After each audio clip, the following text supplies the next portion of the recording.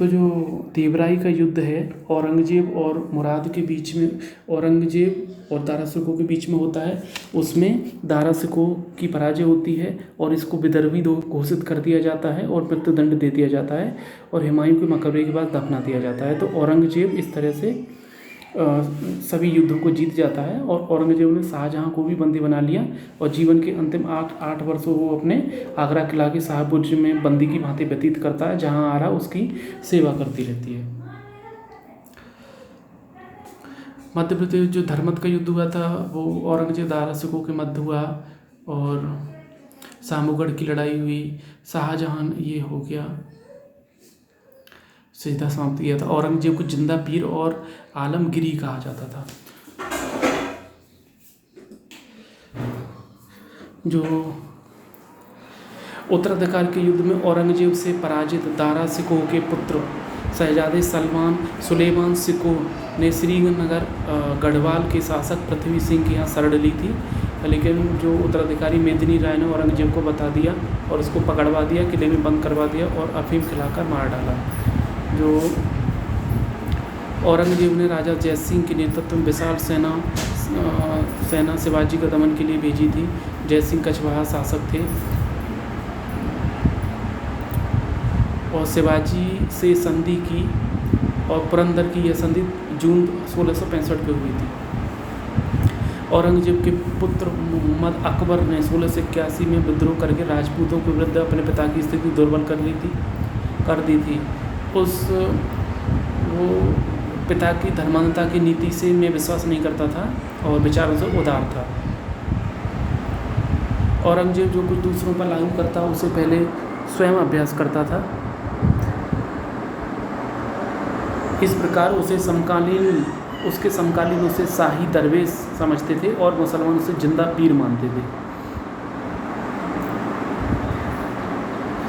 औरंगजेब के शासनकाल के दौरान मुगल सेना में सर्वाधिक हिंदू सेनापति थे और कुल सेनापतियों में 33% हिंदू थे। मराठे में आधे से संख्या अधिक थी, जिसमें मराठों की संख्या आधे से अधिक थी। अकबर के काल में यह अनुपात 16%, शाहजहाँ के काल में 24% था और औरंगजेब के काल में 33% था। इसने जजिया कर शुरू कर दिया, नौरोज समाप्त कर दिया, तुलादान समाप्त कर दिया, झरोखा कलमा बंद कर दिया। तो ये था इसने। औरंगजेब सर्वोपरि एक उत्साही सुन्नी मुसलमान था। उसकी धार्मिक नीति सांसारिक लाभ के किसी विचार से प्रभावित नहीं थी। दारुल हर्ब को दारुल इस्लाम में बदलना चाहता था। जिहाद का नारा दिया उसने, दारुल इस्लाम। जो औरंगजेब ने सिक्कों पर कलमा खुदवाना, नौरोज बंद कर दिया, तुलादान झरोखा बंद कर दिया था। औरंगजेब ने औरंगाबाद में अपनी प्रिय पत्नी रबिया उद दौरानी के मकबरे का निर्माण करवाया। इसे बीबी का मकबरा भी कहते हैं। स्थापत्य कला शैली सुप्रसिद्ध ताजमहल पर आधारित थी। इसे द्वितीय ताजमहल भी कहा जाता है। और दिल्ली के लाल किला में औरंगजेब ने मोती मस्जिद का निर्माण करवाया था। और मेहरुन्निसा औरंगजेब की पुत्री थी। जहाँ आरा, रोशन आरा, गौहरा आरा इसकी बहन थी, सिस्टर थी। संत अथवा समर्थ रामदास महाराष्ट्र के महान संत थे। इनका जन्म 1608 में हुआ था और ये मुगल शासक औरंगजेब के समकालीन थे। रामदास औरंगजेब के समकालीन थे। औरंगजेब की सेना में सर्वाधिक हिंदू थे, 33%। धर्मत एमपी में है। अकबर ने विद्रोह कर, जो औरंगजेब का पुत्र था अकबर, उसने विद्रोह कर राजपूतों के विरुद्ध अपने पिता की स्थिति कमज़ोर कर दी थी। जो मुगल गद्दी पर औरंगजेब शाहजहाँ का उत्तराधिकारी हुआ, लेकिन वो उत्तराधिकार के नियम से नहीं, तलवार के बल से। किस मुगल शासक का राज्याभिषेक 2 बार हुआ? औरंगजेब ने जोधपुर के शासक जसवंत सिंह को धर्मत के युद्ध में पराजित किया था। जसवंत सिंह धर्मत, तो धर्मत कहाँ है? मध्य प्रदेश में है। मुगल शहजादा जिसने श्रीनगर गढ़वाल सुलेमान शिकोह। धर्मत का युद्ध निम्न में से किसके बीच लड़ा गया था? औरंगजेब और दारा शिकोह। सरनाल का युद्ध अकबर के गुजरात अभियान से संबंधित है। औरंगजेब को जिंदा पीर या आलमगिरी कहा जाता था। औरंगजेब के किस पुत्र ने विद्रोह कर अपने पिता की स्थिति राजपूतों के विरुद्ध कमजोर कर दी थी? अकबर। जिंदा पीर औरंगजेब। औरंगजेब के काल में कौन यूरोपीय यात्री आया था? कोई नहीं इनमें से। पुरंदर की संधि किस मुगल सेनापति के साथ शिवाजी ने 1665 में पुरंदर की संधि की थी? जय सिंह के साथ शिवाजी ने की थी पुरंदर, जून 1665 में। औरंगजेब ने दक्षिण में जिन दो राज्यों को विजय किया था? बीजापुर और गोलकोंडा। औरंगजेब बीजापुर गोलकोंडा पर विजय औरंगजेब ने की थी। औरंगजेब के काल में सर्वाधिक हिंदू सेनापति थे 33%। मुगल सम्राट जिसने औरंगजेब बीजापुर और गोलकोंडा की विजय 1686। जजिया किसके शासनकाल में पुनः लगाया गया था? औरंगजेब द्वारा चलाए गए जिहाद का अर्थ है दारुल इस्लाम। दारुल हर्ब की जगह दारुल इस्लाम, मतलब काफिरों की ज़मीन से मुसलमानों की ज़मीन। सर्वाधिक हिंदू सेनापति औरंगजेब 33%। बीबी का मकबरा औरंगजेब ने बनवाया औरंगाबाद में और अपना मकबरा खुलदाबाद में। औरंगजेब ने जजिया पुनः लगाया। बीबी का मकबरा दूसरा ताजमहल कहा जाता है। मीर बख्शी सैन्य विभाग का प्रधान था। मोती मस्जिद दो हैं, एक आगरा में शाहजहाँ ने बनवाई है, दिल्ली में लाल किला के अंदर है, वो औरंगजेब ने बनवाई है। कौन सा मकबरा द्वितीय ताजमहल कहलाता है? कौन सा मकबरा द्वितीय ताजमहल कहलाता है? कौन सा मकबरा द्वितीय ताजमहल कहलाता है? रबिया उद दौरानी का मकबरा।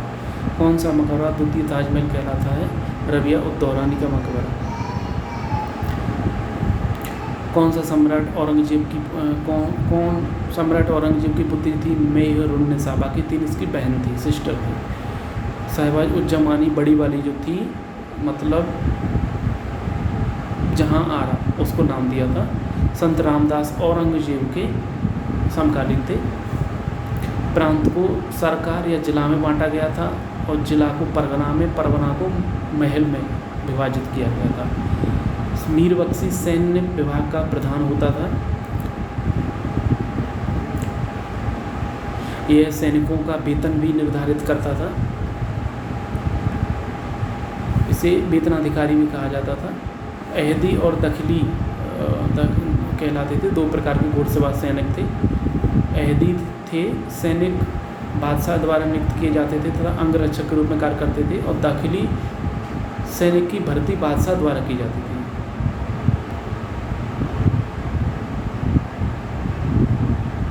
यद्यपि इनको मनसबदारों की सेवा में रखा जाता था। जो मतलब अहदी थे वो बादशाह के पास रहते थे, उनकी ज़्यादा वैल्यू रहती थी, एक ही ज़्यादा वैल्यू। मुसलमान मुहद्दिस जो था जन आचरण का निरीक्षण विभाग का प्रधान था। माल जो था वो भू राजस्व, माल गुजारी भू राजस्व। धार्मिक विद्वानों को मदद ए मास नाम से या सयूरगल नाम से सहायता की जाती थी। वैश्याओं के लिए शैतानपुरी बसाया गया था। मनसबदारी व्यवस्था के अंदर 33 वर्ग थे, जात सवार थे, और माल जो शब्द था भू राजस्व से संबंधित था। पुर्तगाली तम्बाकू लेकर आए, मक्का लेकर आए, और तम्बाकू पीने की लोग आदतों को बहुत आदत हो गई थी। नुकसानदेह आदत से बचने के लिए 1617 में जहांगीर ने निषेध जारी करना पड़ा था। विद्वानों और धार्मिक लोगों को दी जाने वाली राजस्व मुक्त अनुदान भूमि को मदद मास कहा जाता था। इसे सयूरगल भी कहा जाता था। समस्त भूमि का निरीक्षण सत्र करता था। सत्र का यह भी दायित्व होता था कि इन अनुदानों का दुरुपयोग न होने पाए। यह भूमि स्थानांतरित नहीं होती थी, अनुदान ग्राही के पास वंशानुगत रूप से रहती थी। टकसालों में सोने चांदी तांबे के सिक्के ढाले जाते थे। अकबर द्वारा राम सीता की आकृति पर राम सिया देवनागरी लेख के युक्त सिक्के चलाए जाते थे, और चांदी का सिक्का रुपया कहलाता था। चांदी का रुपया और तांबे का दाम। और जो बटाई शब्द था वो लगान निर्धारण की एक पद्धति थी।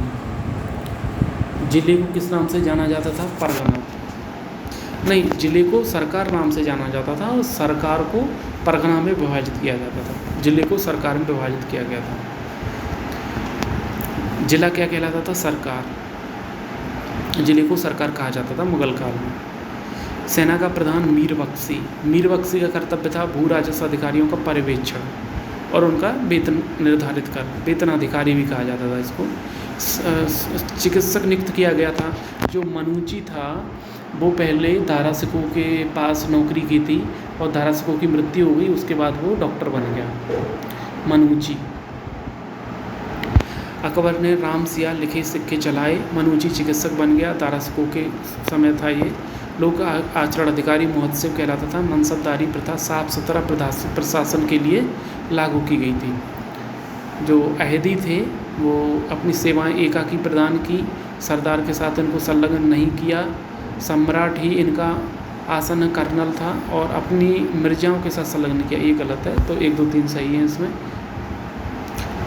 जो सवार होते थे वो घुड़सवार होते थे और जात होते थे वो घोड़े हाथी आदि से ज़्यादा रहते थे।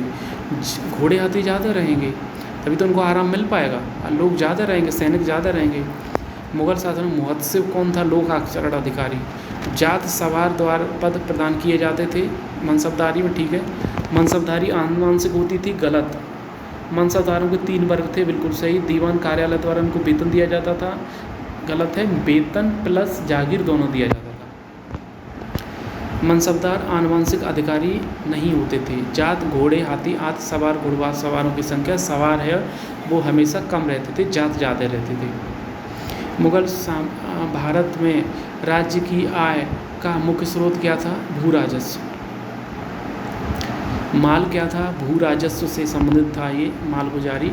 तंबाकू के प्रयोग पर निषेध लगाया था औरंगजेब ने तंबाकू के प्रयोग पर निषेध लगाया था। मनसबदार 3 श्रेणी के होते थे, श्रेणी 1 2 3। तो श्रेणी 1 में मनसब की संख्या के बराबर सवार रखने पड़ते थे।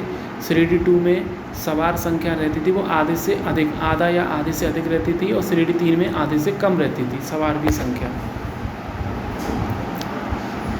तो मदद मांस विद्वानों को जीत दी जाने वाली राजस्व मुक्त अनुदत्त भूमि। मुगल काल में मनसबदारी प्रथा विद्यमान थी, बिल्कुल सही। मनसबदारों का चयन योग्यता के आधार पर होता था, बिल्कुल सही। लेकिन ये व्याख्या नहीं है इसकी, दोनों सही है लेकिन व्याख्या नहीं है। चकला शब्द का प्रयोग हुआ मध्यकालीन भारत के ऐतिहासिक स्रोतों में, मध्यकालीन भारत के ऐतिहासिक स्रोतों में चकला शब्द का प्रयोग हुआ है। यह है सूबा और परगना के बीच की क्षेत्रीय इकाई थी, लेकिन सरकार के समानार्थी नहीं था। हाँ, सूबा परगना छोटे थे, क्षेत्रीय इकाई थी, लेकिन सरकार का विभाजन होता था इनमें। मनसबदारों को वेतन नगद या जागीर के रूप में दिया जाता था।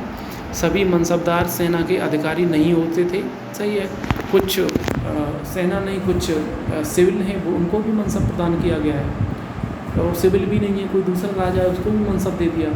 तो मुगल सेना के अधीन उच्च अधिकारी भी मनसबदारी होते थे, सही है। जो सेना के अधीन नहीं होते थे, दोनों सही है। मनसबदारी व्यवस्था राज्य के कुलीन वर्ग से संबंधित थी और अकबर ने प्रारंभ किया था, सही है। मनसबदारी पद पैतृक था, ये गलत है, तो एक सही है उसमें। मनसबदारी पद पैतृक नहीं था। चांदी का रुपया, तांबे का दाम। अकबर ने शेरशाह की तरह राज्य के सिक्कों के प्रचलन को नियमित करने का प्रयास किया, biल्कुल सही। शेरशाह की मुद्रा पद्धति के समान, बिल्कुल सही व्याख्या भी है। शाहरुख नामक का चांदी का सिक्का चलाया था बाबर ने शाहरुख नाम का चांदी का सिक्का चलाया था। बटाई राजस्व लगान निर्धारण का तरीका था। और अकबर के शासनकाल में दक्कन में निम्न पद्धतियों में से कौन सा भू राजस्व वसूली का प्रचलित आधार था? हलों की संख्या। रामसिंह के लेख का जो सिक्के चलाए वो थे अकबर द्वारा चलाए गए। तांबे का सिक्का दाम और चांदी का रुपया। भू राजस्व वसूली का आधार हलों की संख्या। हुमायूं, मीर सैयद अली, ख्वाजा अब्दुल समद चित्रकार थे। सब तरह के चित्र बनाए जाते थे। युद्ध दृश्य, पशु पक्षी, प्राकृतिक दृश्य, दरबारी चित्रण, लेखों से संबंधित सभी प्रकार के चित्रों का अंकन किया जाता था। चित्रकला के क्षेत्र में मुग़ल शैली का आरंभ हुमायूं ने किया था और अपने फारस एवं अफ़गानिस्तान में निर्वासन काल में उसने मीर सैयद अली और ख्वाजा अब्दुल समद नामक 2 फारसी चित्रकारों की सेवाएं प्राप्त की, जिनके द्वारा ही मुग़ल चित्रकला की शुरुआत की गई थी। अकबर ने अनेक ग्रंथों को चित्रित करवाया था। इनमें सर्वप्रथम दास्तान-ए-अमीर हमजा है।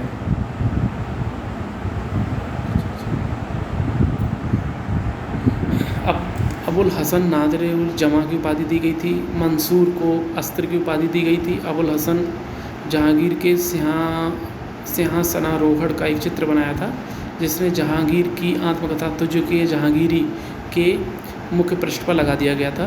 और जहांगीर के काल को मुग़ल चित्रकला का स्वर्णकाल कहा जाता है। पहाड़ी school, Rajput school, Mughal school, Kangra school जो है वो मध्यकालीन चित्रकला की शैलियाँ हैं। संगीत के इस्लाम विरोधी मानकर उस पर पाबंदी लगा दी थी औरंगज़ेब ने। औरंगज़ेब संगीत विरोधी होने के बावजूद स्वयं एक कुशल बीड़ा वादक था। तोड़ी प्रातःकालीन राग है, प्रातःकाल में गाया जाता है। हरिदास संप्रदाय के अर्चना केंद्रों की संख्या 5 है जो ध्रुपद गाते थे। अकबर के शासनकाल के दौरान तानसेन और स्वामी हरिदास प्रमुख ध्रुपद गायक थे। तानसेन के बचपन का मूल नाम रामतनु पांडे था।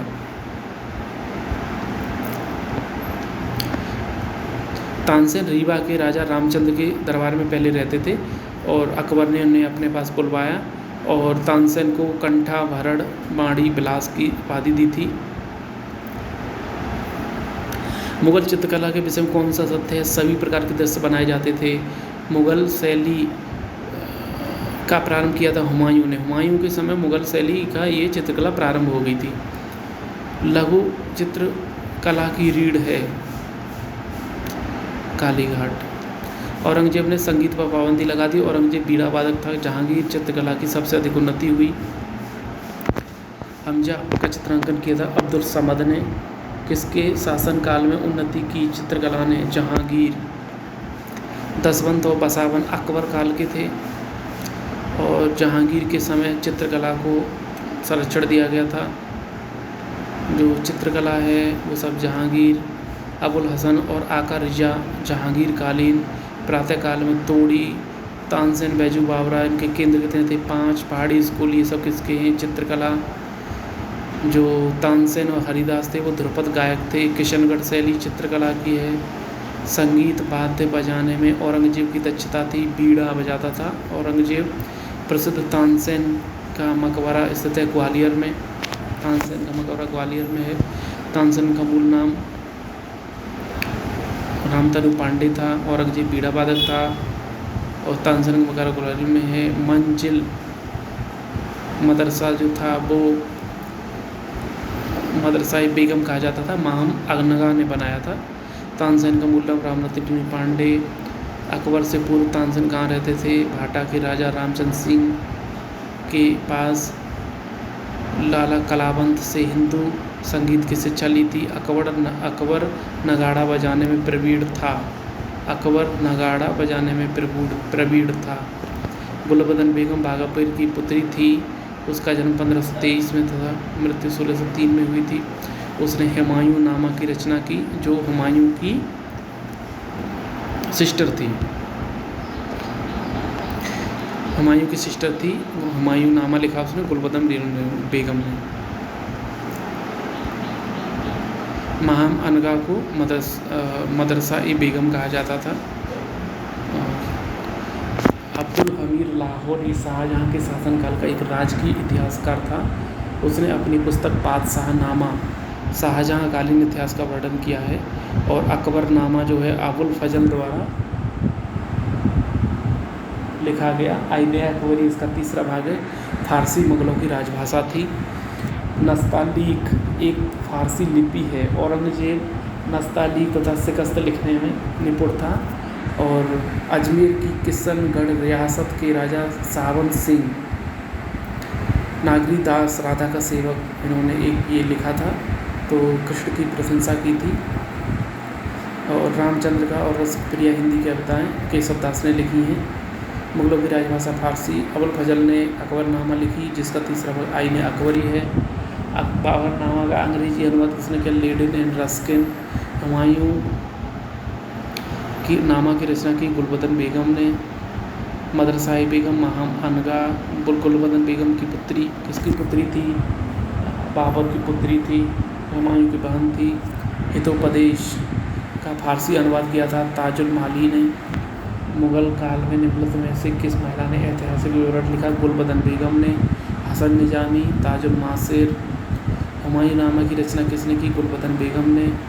अब्दुल रहीम खान खाना हिंदी साहित्य के लिए सर्वाधिक योगदान दिया। अब्दुल हमीद लाहौरी थे, वो एक शाहजहाँ के शासनकाल में राजकीय इतिहासकार थे। शाहजहाँ नामा के लेखक कौन हैं?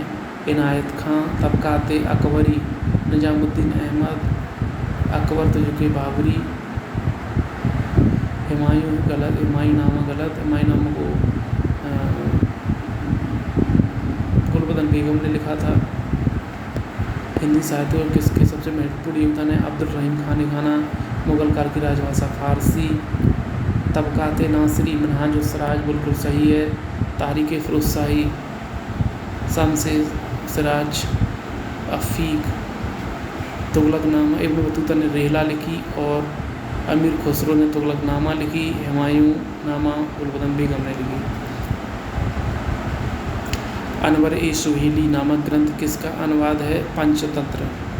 अबुल फजल द्वारा अकबरनामा पूरा किया गया था 7 वर्षों में। नस्तालीक एक प्रकार की फारसी लिपि जो मध्यकालीन भारत में प्रयुक्त होती थी। मुग़ल काल में दरबारी भाषा फारसी। विजयनगर साम्राज्य में वेतन के बदले जो भूखंड दिया जाता था उसे अमरम कहा जाता था और मराठा में इसे मुकासा कहा जाता था।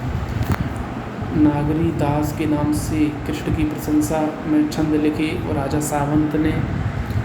रामचंद्र का रसिकप्रिया केशव ने लिखा। सूरत बंदरगाह को बाबुल मक्का या मक्का द्वार कहा जाता था। हेमू या हेमराज था, वो मध्यकाल के युग में विशेष स्थान रखता है। आदिल शाह सूर का सेनापति हेमू विक्रमादित्य की उपाधि ली गई थी। आदिल शाह सूर सूसा शेरी का के राजवंश का था जो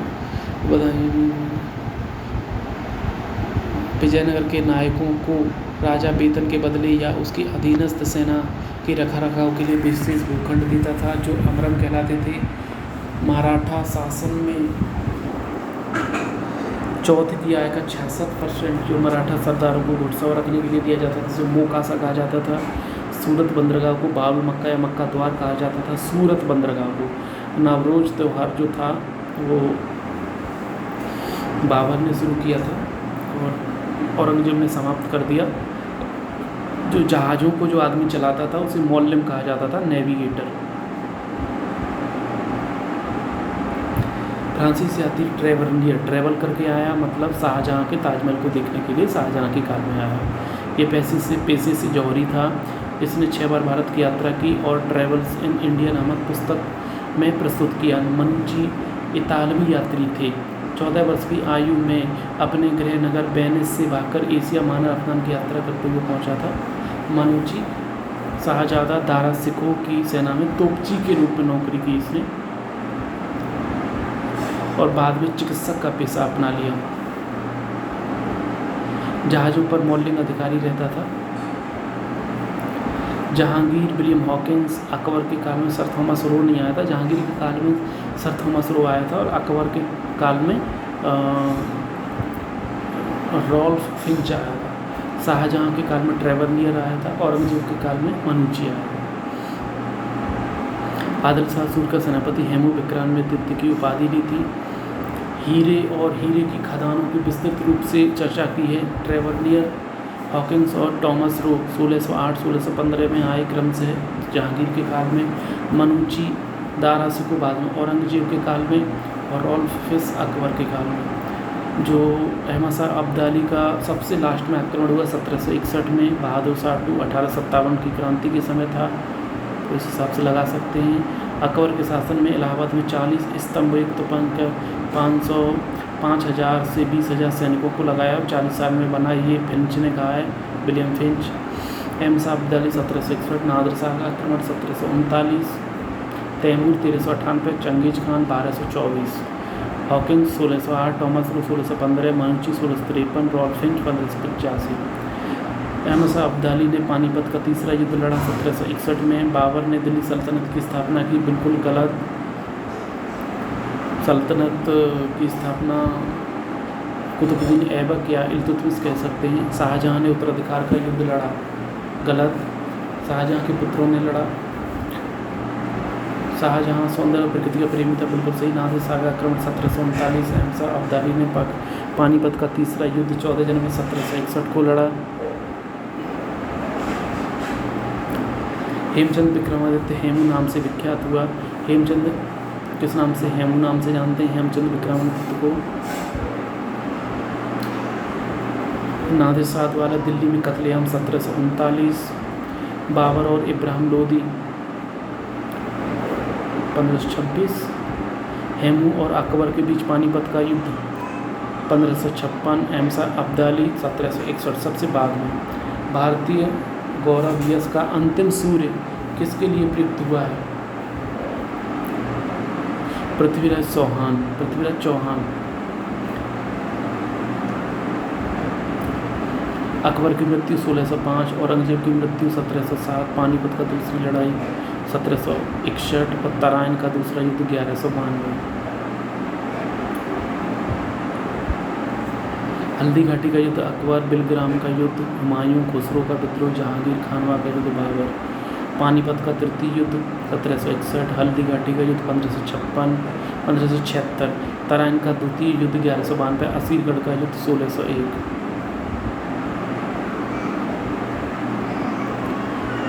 हल्दी घाटी का युद्ध 1576। नादिर शाह का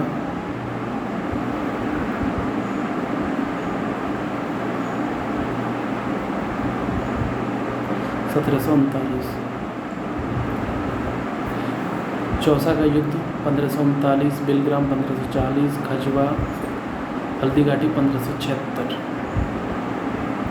बल्ख अभियान जो था वो शाहजहाँ के काल का था। और बाबर, खानवा, हुमायूं, चौसा, अकबर, हल्दी घाटी शाहजहाँ के काल का बल्ख का युद्ध था। तानसेन का मूल नाम रामरतनी पांडे था। मुस्लिम बनने के बाद इनका नाम अता अली खां बन गया था। मुग़लों ने नवरोज़ का त्यौहार लिया पारसियों से। अता अली खां किसका नाम था? रामतनु पांडे या तानसेन। मुग़ल काल में जिस मदरसे ने मुस्लिम न्याय शास्त्र की पढ़ाई में विशिष्टता हासिल की थी वह है लखनऊ में। इक्ता, दिल्ली के सुल्तान, जागीर, मुग़ल, अमरम, विजयनगर, मोक्सा, मराठा। अहिल्याबाई, पद्मिनी, दुर्गावती, ताराबाई। ताराबाई सबसे बाद में होंगी, पद्मिनी बीच में आएंगी, दुर्गावती अकबर के समय, पद्मिनी सबसे पहले, ताराबाई सबसे बाद में। तो 3, 2, 4 तो होगा, 3, 2, 4। और अहिल्याबाई सबसे बाद में। अमरम सूरत का दौरा था।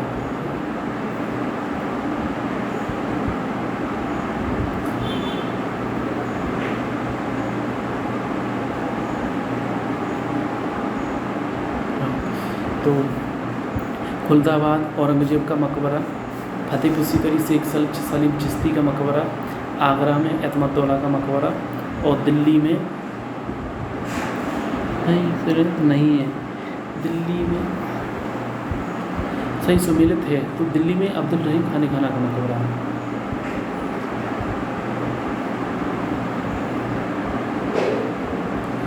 तो शेरशाह का मकबरा सासाराम, हुमायूं का दिल्ली, जहांगीर का लाहौर, बुलंद दरवाज़ा फतेहपुर सीकरी, बीवी का मकबरा औरंगाबाद, रबिया दौरानी का मकबरा औरंगाबाद सही है। शेरशाह सूरी का सासाराम बिहार, हुमायूं दिल्ली, अटाला मस्जिद जौनपुर। तो उनको क्रम से लगाना है। तो देखो औरंगजेब सबसे बाद में आया, शेरशाह सूरी बीच में आ गया था, हुमायूं का मकबरा और पहले है। तो नहीं, शेरशाह सूरी ख़त्म हो गया पहले, तो 2, 3, 1 होगा। 2, 3, 1, 2, 3, 1, 2, 3, 1 ये भी गलत, 2, 3, 1 ये भी गलत, बी बचेगा इसमें।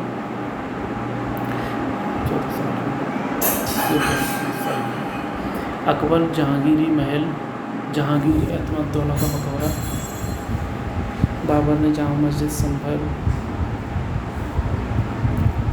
हुमायूं दीनपना, जहाँ से गिरकर इसकी मृत्यु हो गई। अकबर जहांगीर महल और जहांगीर एतमादुद्दौला का मकबरा। खैरुल मंजिल नामक मदरसा किसने बनवाया था? माहम अनगान।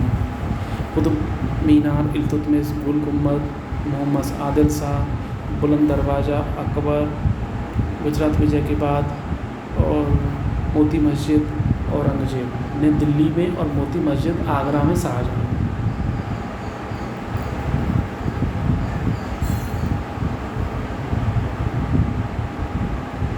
अलाई दरवाज़ा दिल्ली अलाउद्दीन खिलजी, बुलंद दरवाज़ा फतेहपुर सीकरी अकबर, मोती मस्जिद आगरा वाली शाहजहाँ, और दिल्ली वाली औरंगजेब। मोती मस्जिद आगरा वाली शाहजहाँ और मोती मस्जिद दिल्ली वाली औरंगजेब। भूमि माप की इकाई जरीब।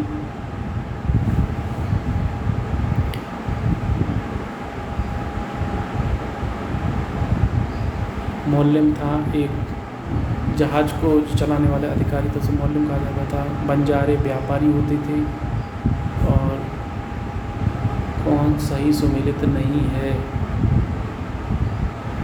जरीब थी, वो भूमाप की इकाई थी, कर नहीं था जरीब।